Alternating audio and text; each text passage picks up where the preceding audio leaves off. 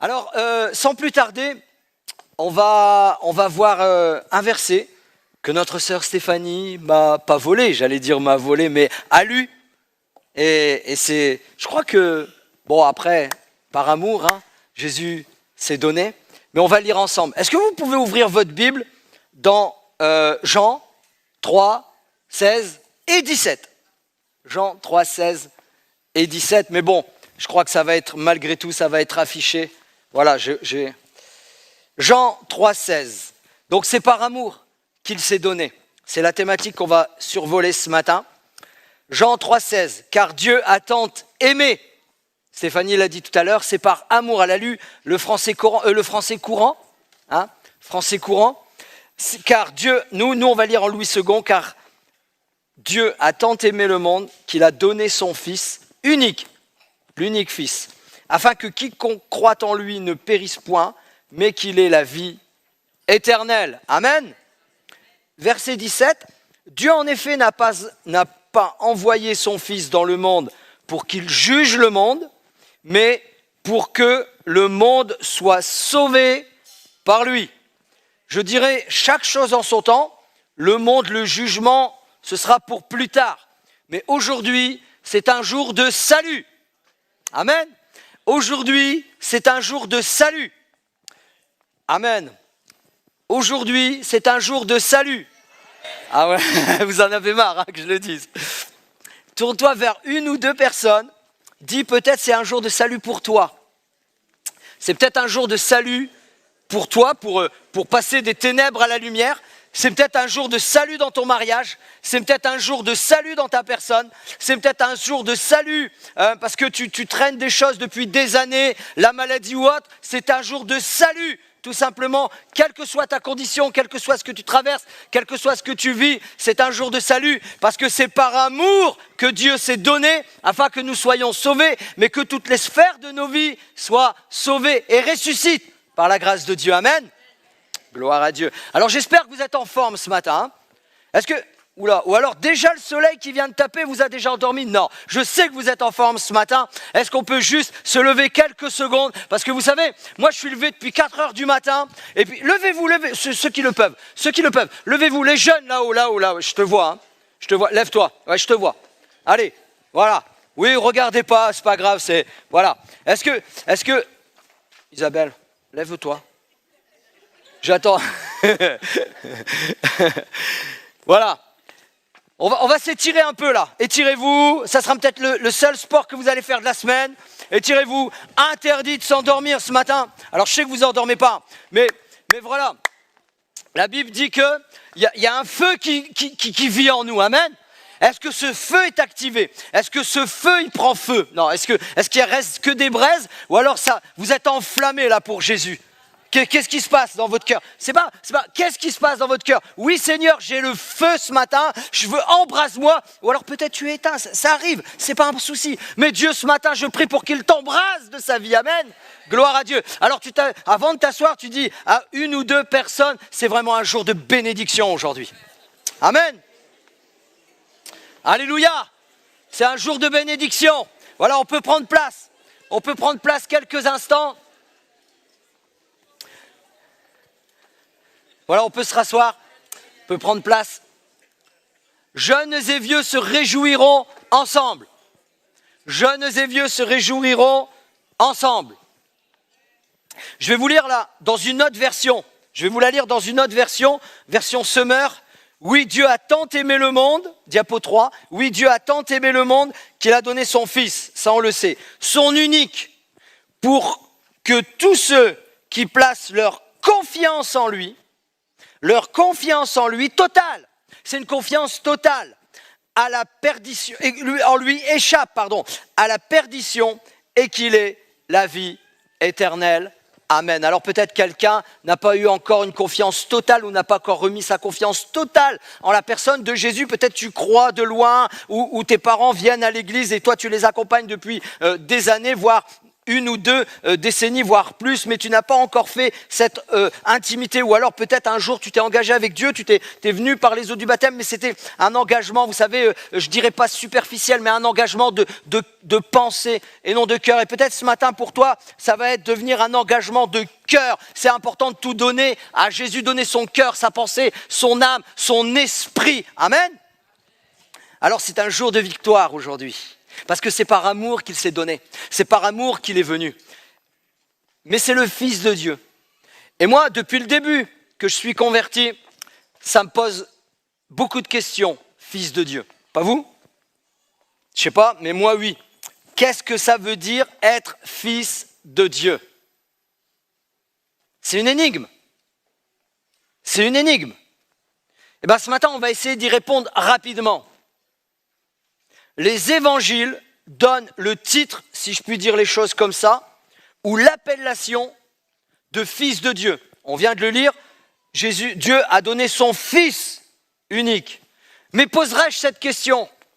Dieu a-t-il un fils?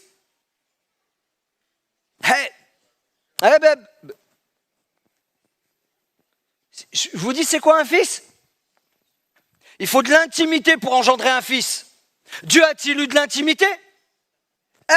Donc Dieu a-t-il un fils? On y vient. C'est un titre, c'est une appellation. Le mot fils, dans l'Ancien Testament, c'est Ben. B-E-N, Ben. Ça signifie fils. Dans la Bible, l'expression fils de Dieu, Ben Elohim, se dit pour différentes personnes. N'avez-vous jamais lu dans l'Ancien Testament les fils de Dieu? Pas les fils des dieux, hein, les fils de Dieu. Le mot Ben Elohim peut désigner plusieurs choses dans la Bible. Les êtres angéliques, le peuple d'Israël, les rois d'Israël et de Juda sont également appelés fils de Dieu. Mais particulièrement, qui? Le Messie, que le peuple juif attend encore. Le Messie désigne fils de Dieu, c'est-à-dire Ben Elohim. L'expression fils de Dieu est une image de filiation. C'est une relation comme celle entre un père et un fils dans un sens spirituel. Spirituel, unique et éternel. Les évangiles parlent d'une paternité spirituelle, mais jamais physique. C'est très spirituel. La diapothèque Hébreux, chapitre 1er, verset 3, le Fils est le reflet de sa gloire, l'empreinte de sa personne, et il soutient toutes choses par sa parole puissante. Retenons le mot parole. C'est ça le Fils, c'est juste une expression. C'est par amour que lui s'est donné. C'est Jésus, excusez-moi, mais je vais introduire la suite, le reste de l'exposé, c'est que Jésus n'est pas né il y a 2000 ans. Jésus, homme, est né il y a 2000 ans. Jésus est venu sur terre il y a 2000 ans et il s'est appelé Jésus. On l'a appelé Jésus. On va voir rapidement. Premièrement, premier sacrifice de Jésus. Il connaissait sa mission, sacrifice ultime. Quel est le sacrifice de Jésus? Et je sais que vous pensez tous, la croix. Eh ben non, c'est pas son premier sacrifice. Pour moi, son premier sacrifice, et je peux me tromper, c'est pas un exposé théologique, c'est pas une doctrine, c'est un fait. Le premier sacrifice de Jésus, c'est avoir quitté son ciel de gloire. Car Jésus est éternel, sans commencement, sans fin, mais on va le développer. Jean le dit, diapo 5, Jean chapitre 1er, verset 1er, au commencement était la parole. J'ai dit, je vous invite à retenir la parole. Et la parole était avec Dieu, et la parole était Dieu. On pourrait s'arrêter là et passer 3 jours ensemble à exposer. Mais ce n'est pas le cas ce matin, il me reste 25 minutes. Elle était au commencement avec Dieu, verset 3. Toutes choses ont été faites par elle et rien de ce qui a été fait n'a été fait sans elle. Alléluia, la parole. Et au verset 14, la Bible nous dit, la parole était faite de chair et elle a habité parmi nous, pleine de grâce et de vérité, et nous avons contemplé sa gloire, une gloire comme la gloire du Fils unique, venu du Père. Amen. Mais ça veut dire quoi la parole ?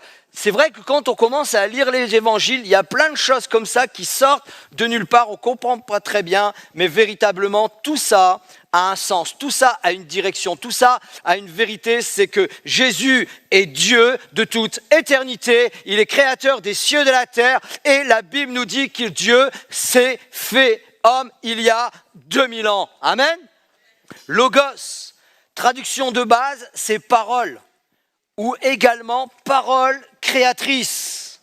Mais pour Jean, l'écrivain, l'évangéliste, celui aussi qui a été inspiré pour écrire l'Apocalypse et inspiré par le Saint-Esprit pour écrire les épîtres de Jean, peut-être vous allez le lire dans le Nouveau, enfin je vous encourage à aller lire dans le Nouveau Testament, mais également l'évangile de Jean. Il faut savoir une chose, que Jean est surnommé par les théologiens l'apôtre de l'amour. C'est joli, hein ? Vous êtes d'accord avec moi ? C'est beau ou pas ? L'apôtre de l'amour. C'est un gars, vous le voyez, il sourit toujours. Il est plein d'amour, plein de grâce, plein de bonté. La Bible nous dit que c'est même lui qui reposait sa tête sur Jésus, plein d'amour. Il a toujours vécu comme ça, avec une harpe dans les mains. Non. Vous savez comment il était surnommé, Jean, l'apôtre de l'amour, avant de devenir l'apôtre de l'amour ? Fils du tonnerre. C'est juste lui qui l'a dit, Seigneur, tu vois eux là, pardonnez-moi, on se met dans le contexte, d'accord ? Je ne dis pas que c'est vous, hein. Je fais Jean, ok ? Souriez-moi. Je fais Jean. Tu vois eux, Seigneur là, ils écoutent ta parole mais ils l'entendent pas. Tu vois eux, Seigneur là, c'est écrit dans la Bible, hein. Eux, Seigneur là, ils écoutent ta parole mais ils la mettent pas en pratique. Seigneur, envoie le feu, dis au Père d'envoyer le feu afin de les consumer sur place. L'apôtre de l'amour. Mais Dieu a tellement touché son cœur, Jésus a tellement vu Jean a tellement vu mourir Jésus-Christ, l'a tellement vu ressusciter, qu'il est devenu, il a traîné avec lui pendant 3 ans et demi, son cœur a commencé à être chamboulé, transformé. Et beaucoup plus tard, on l'a appelé, les théologiens ont lu ses écrits et l'ont défini comme l'apôtre de l'amour. Moi, je crois que Dieu peut changer le cœur le plus dur. Dieu peut changer le cœur le plus difficile. Dieu peut changer ta vie, quelle que soit là où elle est arrivée. Tu peux acclamer le Seigneur ce matin. Alléluia, Dieu est vivant. Pour Jean, écoutez bien, pour Jean, le Logos n'est pas un principe, mais c'est une personne vivante, divine, source de vie. Dieu lui-même. Le sens théologique du Logos, c'est chez Jean, spécifiquement chez Jean, parce que rien que sur le mot, je vous l'ai dit, on aurait pu également développer pendant des heures et des heures. Mais le sens théologique chez Logos, du Logos, c'est Jean, peut être résumé par une série de propositions, c'est-à-dire ce terme indique la préexistence de Jésus. Il déclare la divinité de Jésus. Vous dites Amen quand vous voulez. Le Logos est l'agent de la création. Il est devenu chair, porteur de la révélation. Nous lisons la parole. Mais quand Jean écrit Logos, quand quand les personnes lisent cela à son époque, ils voient tout ça. Il voit que véritablement Jésus était préexistant, qu'il déclare la divinité de Jésus, qu'il déclare que Jésus est créateur, qu'il s'est fait chair et qu'il est porteur de la révélation. Gloire à Dieu. Il est venu quoi faire ? Il est venu premièrement révéler la vie, on va le voir ensemble.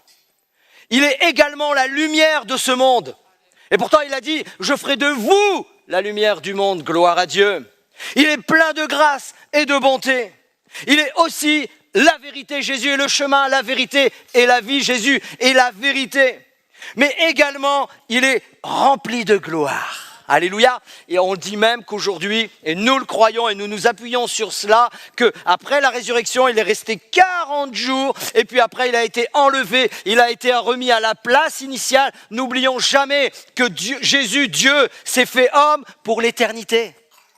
Il est ressuscité, oui, mais encore d'homme glorieux, alléluia. Il nous a précédés, c'est le Fils unique, le premier-né d'entre les morts. Pas le premier ressuscité, on en voit tout plein de résurrections. Dans la Bible, on voit Jésus ressuscite des morts. Il prie pour les morts, et on va le voir ensemble. Il prie pour les morts ressuscitent. Mais il est le premier passé par la mort, ressuscité en accord glorieux. On le voit dans la Bible, je vous invite à lire les évangiles, en accord glorieux. Et la Bible nous dit que plus tard, il a été enlevé et remis à la place initiale, non à la place la gauche, mais il a été remis à la droite. Et la droite, ça a une spécificité. La droite, tu reçois toute l'autorité. La droite, tu reçois l'héritage. La droite, tu reçois tout ce que le Père a. Et c'est à Jésus. Et la Bible nous dit, par la grâce que Jésus a, il n'a pas gardé pour lui. Et il a communiqué, il a donné à l'Église que nous sommes ensemble, nous sommes l'Église du Christ vivant. Amen. Et ce matin, si tu ne fais pas encore partie de cette Église du Christ qui est vivant, ouvre ton cœur. Si tu t'es éloigné, ouvre ton cœur. Si tu n'as pas envie, ouvre ton cœur. Si tu te dis je suis trop jeune, ouvre ton cœur. Si tu te dis j'en ai marre de la vie, ouvre ton cœur. Si tu te dis véritablement, moi j'en peux plus, c'est trop et l'avenir me fait peur, ouvre ton cœur. Alléluia. Est-ce qu'on peut encourager quelqu'un ce matin à ouvrir son cœur? Il est tout simplement Dieu lui-même. Il est Dieu. Philippiens 2, chapitre 5, verset 11, la diapo suivante. Ayez en vous les sentiments qui étaient en Jésus. Un petit amen, un petit amen. Bon, regarde pas ton voisin, regarde pas. Lequel, existant en forme de Dieu, c'est la Bible qui le dit, n'a point regardé comme une proie à arracher d'être égal avec Dieu, mais s'est dépouillé lui-même en prenant une forme de serviteur, en devenant semblable aux hommes comme vous et moi, avec nos faiblesses, ayant paru comme un simple homme, il s'est humilié lui-même, se rendant obéissant, Seigneur, je veux être ton disciple, obéissant jusqu'à la mort. Jusqu'à la mort, Seigneur, je veux être ton disciple. Pourquoi je dis ça? Parce que être disciple, c'est suivre quelqu'un, dans ce qu'il fait, dans ce qu'il pratique, dans ce qu'il dit, dans ce qu'il communique, jusqu'à la mort. Mais Jésus nous demandera jamais de mourir, physiquement, mais il nous demandera toujours de mourir de nos personnes, mourir spirituellement, mourir à nous-mêmes. Et ça peu sont prêts à mourir à soi-même dans tout l'ensemble de notre vie. Seigneur, apprends-nous à mourir à nous-mêmes afin de voir ta gloire se manifester dans notre quotidien. Ah, c'est pas poétique ce matin, il fallait me frissonner là. Oui, mais c'est ce que Dieu attend de chacun d'entre nous. Alléluia, que nous puissions mourir à nous-mêmes. Alléluia, il est paru comme un homme. Donc verset 9, c'est pourquoi aussi Dieu l'a souverainement élevé et lui a donné le nom qui est au-dessus de tout nom, afin qu'au nom de Jésus, tout genou fléchisse dans les cieux, sur la terre et sous la terre, et que toute langue, et ici ce qui est extraordinaire, c'est que nous avons une diversité de langues, logos, de paroles, il y a des langues différentes, il y a des, on parle tous ensemble, on parle le français, mais il y a des gens qui viennent du Portugal, il y a des gens qui viennent d'Afrique, il y a des gens qui viennent du Togo, du Sénégal, il y en a qui viennent, je sais pas, il y en a qui parlent l'anglais, il y en a qui parlent l'italien, il y en a qui parlent le béarnais. Oui, amen, enfin, je croyais que vous étiez plus là. On a toutes les langues ce matin. Et nous sommes là pour dire dans toutes les langues, gloire à Dieu, gloire à l'Éternel. Je ne saurais pas le dire en béarnais, on a un spécialiste du béarnais ce matin, mais moi je ne saurais pas le dire, mais en tout cas, gloire à Dieu quand même, amen. Gloire à Dieu. Oui, on peut applaudir le Seigneur, oui, gloire à Dieu, car Jésus est ressuscité. Jésus est ressuscité et que dans toute langue confesse que Jésus est Christ et Seigneur. Confesse ce matin que Jésus-Christ est Seigneur. Ce passage, envoyé par Paul aux églises, à l'église des Philippiens, nous révèle comment Jésus bien qu'étant pleinement Dieu, choisit volontairement de s'abaisser, de se rabaisser. Il ne s'accrocha pas à son rang, il ne s'accrocha pas à son rang divin, mais il entre dans notre condition humaine avec une humilité extraordinaire. Pourquoi a-t-il fait cela ? Pourquoi a-t-il fait cela ? Et nous, des fois, on a une petite position, que ce soit dans notre entreprise, que ce soit dans notre foyer, que ce soit dans notre famille, que ce soit autour de nous, que ce soit même des fois dans l'église. Un petit truc, une petite position, waouh, à la caloche, tu touches pas. Non. Pourtant, lui, Jésus, Dieu, n'a pas regardé à son rang, à sa condition, mais s'est abaissé pour un temps, avec humilité extraordinaire. Pourquoi il a fait ça ? Mais pourquoi tu as fait cela ? On pourrait se poser l'action, mais pourquoi ? mais on pourrait dire à quelqu'un qui abandonne ou autre, mais t'es fou ! Non, je le fais véritablement d'un cœur sincère, mais c'est surtout par amour que je le fais. C'est Jésus l'a fait par amour. Par amour pour qui ? Par amour pour toi. Tourne-toi vers une ou deux personnes et dis, c'est par amour pour toi qu'il a fait. C'est par amour. Moi je le sais. Regardez, une ou deux, c'est par amour. C'est par amour pour toi. Tout cela, c'est par amour. Tout cela, c'est par amour. Donc il est venu. Mais il est venu quoi faire ? Il avait une mission. Et sa mission était découpée en plusieurs choses. Première mission, on va le voir dans Ésaïe, diapo 7, Ésaïe 42, verset 1er. Voici, c'est Dieu qui parle dans l'Ancien Testament, inspire le prophète Ésaïe, il dit ceci, « Voici mon serviteur, que je soutiendrai, mon élu, en qui mon âme prend plaisir, j'ai mis mon esprit sur lui, il annoncera la justice aux nations. » La justice aux nations. Et pourtant, autour de nous, on voit énormément d'injustice. Peut-être tu as subi l'injustice. Peut-être tu vois de l'injustice. Peut-être l'injustice t'horripile, t'énerve, t'angoisse, te stresse et tu as envie de tout claquer. Laisse Dieu faire. J'ai une proposition à te donner. Laisse Dieu faire. Tu ne sais pas comment faire. Prie Dieu, Seigneur, tu vois, ça et ça, c'est injuste. Seigneur, accorde-moi ta grâce, ta bénédiction dans cette injustice. C'est le Dieu de justice. Diapo 8 nous dit, Luc 4, versets 16 à 21. Il se rendit à Nazareth un jour. Ça, c'est sa mission. Où il avait été élevé. Où il a grandi, en fait, dans la famille dans laquelle il est né. Et selon sa coutume, il entra comme à son habitude dans la synagogue, le jour du sabbat, ce qui est normal. Il se leva pour en faire la lecture et on lui remit, comme par hasard, le livre du prophète Ésaïe. L'ayant déroulé, c'est un rouleau, il trouva l'endroit où il est écrit. Ce que je vais vous lire après, notez-le si vous voulez, c'est dans Ésaïe 61, verset 1er. Mais ça, c'est pas écrit là.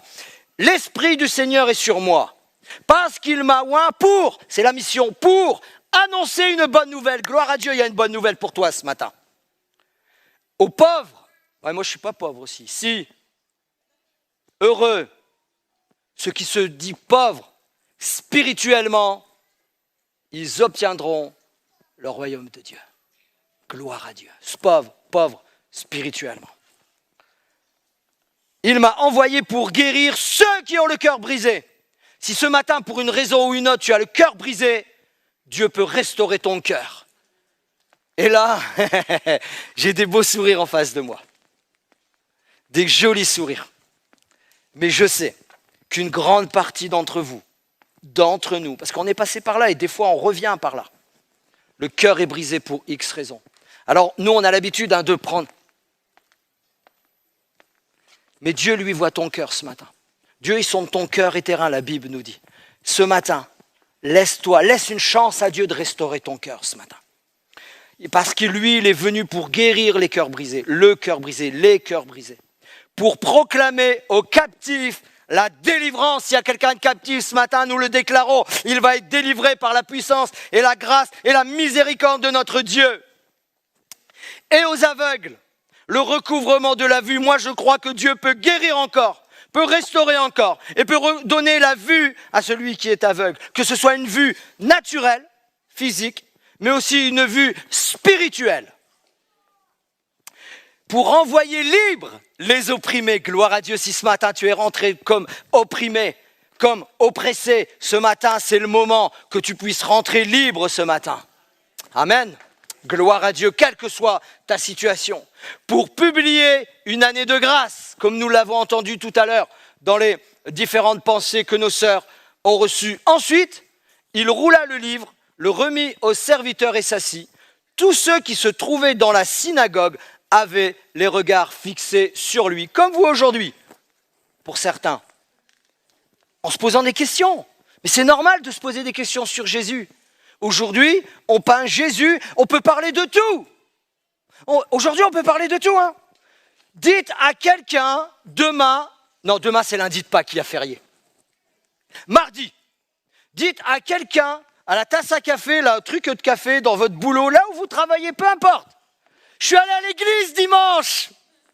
Je suis allé à l'église, alléluia. Qu'est-ce que ça a été faire à l'église? Je suis allé à l'église louer mon Seigneur. Ah bon, tu es chrétien? Non, je ne suis pas un chrétien, je suis un disciple du Christ. On va vous regarder comme ça.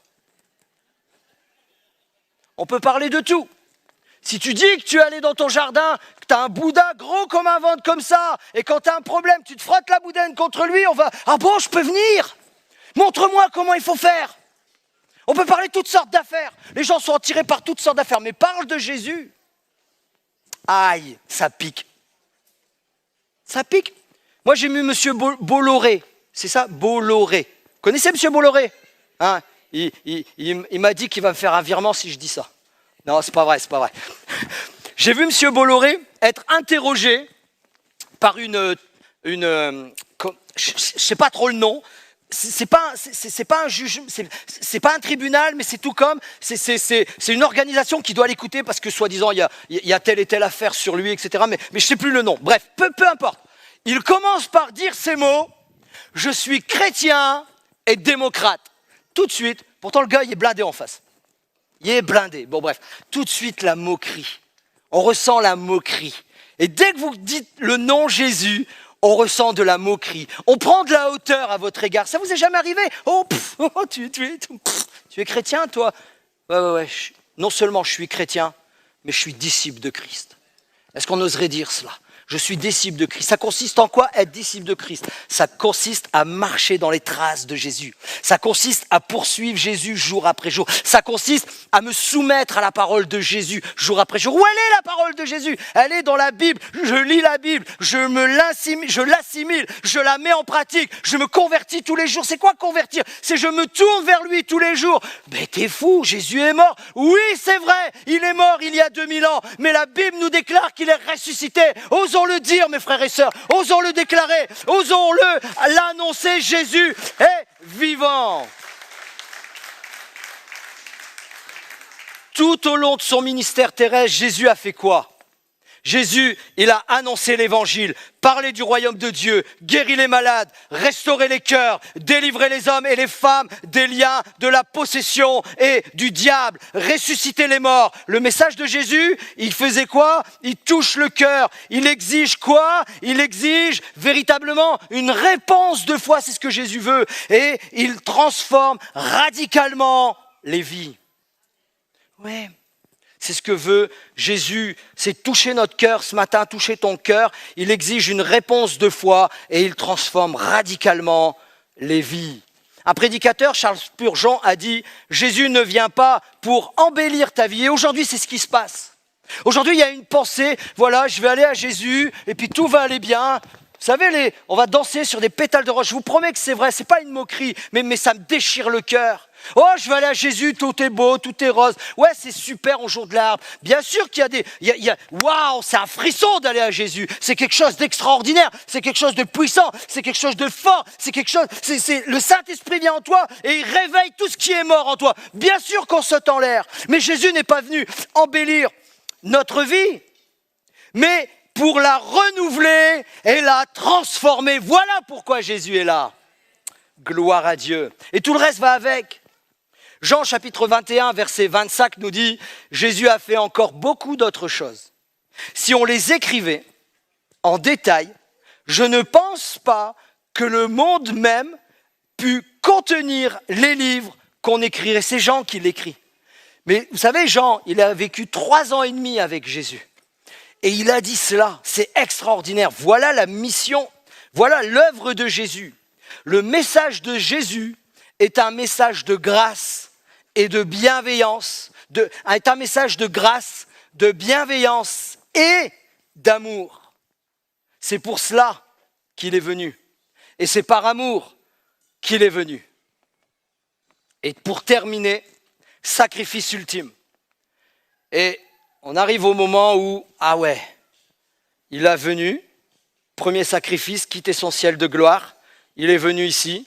Pendant 30 ans, il a été, on va dire, discret, sauf au moment de ses 12 ans. Il a fait un acte de rébellion, qu'on pourrait dire, d'un ado.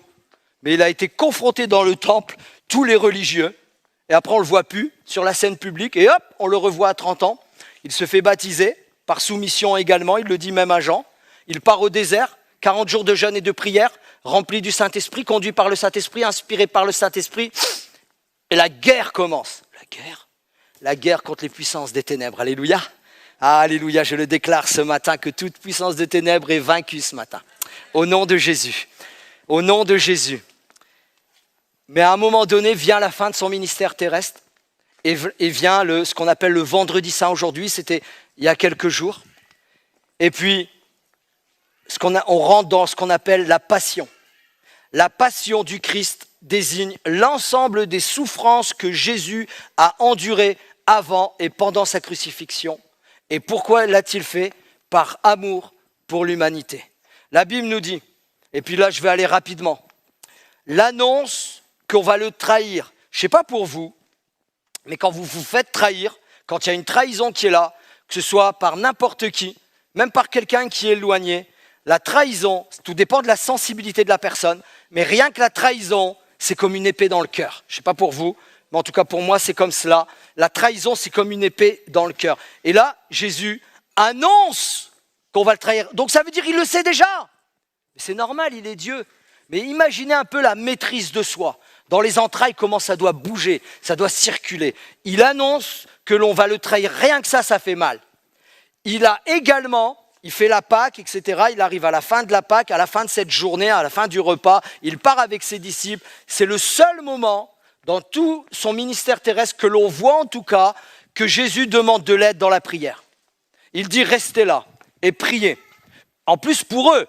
Mais il demande comme une aide. Moi, je le vois comme ça. Et puis, Jésus va s'éloigner. Et la Bible nous dit qu'il commence à rentrer dans un combat, dans une pression énorme. Il y a une pression. Et Seigneur, non, mais Seigneur, s'il te plaît, éloigne cette coupe de moi, mais il se reprend à l'instant T. Il se reprend. Et la Bible nous dit que même sa sueur, et vous savez que médicalement parlant, il est prouvé que la sueur, un état d'angoisse extrême, un état de stress extrême, que notre sueur peut se transformer en grumeaux de sang. C'est un terme médical. Et puis, c'est vrai. Et puis là, il est là, il dit oui mais non, oui Seigneur éloigne cette coupe de moi, mais il se reprend vite fait, mais si c'est possible, que ta volonté se fasse. Vous savez, il y a comme un combat, comme une oppression, comme un stress qui est là. C'est pas fini, ça commence pour lui. Ça commence pour lui, quelques heures plus tard, on vient l'arrêter. Et comme il est prévu, ils viennent l'arrêter avec des gourdins, des matraques, toutes sortes d'affaires. Et il dit, mais j'étais avec vous tous les jours dans le temple. Et vous venez m'arrêter comme un voleur la nuit. Vous imaginez, le stress, l'angoisse commence. Et Jésus savait dans son âme et dans son cœur tout ce qui allait arriver. C'est terrible, c'est terrible. On l'arrête, on l'amène devant le grand conseil. Mais entre-temps, il y a Pierre qui le renie. Et pourtant, Pierre avait déclaré quelques heures auparavant, comme chacun d'entre nous, « Jusqu'à la mort, je te suivrai.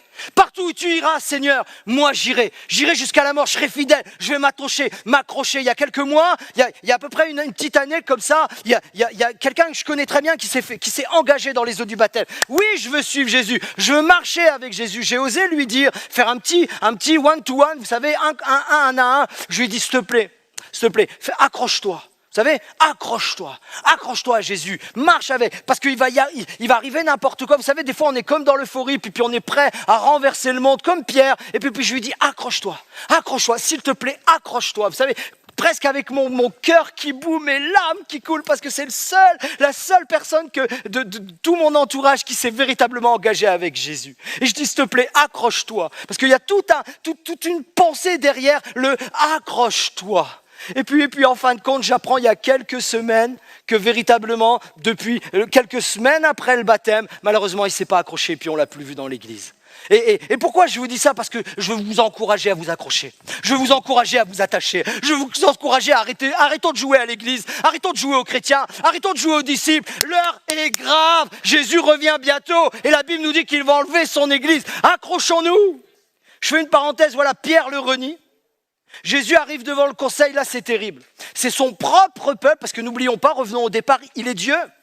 Il est Dieu incarné en homme devant son propre peuple, celui qui est l'inspiration de tout, celui qui est la parole, celui qui est créateur des cieux et de la terre, est jugé par à qui il a donné la parole. Avec la parole.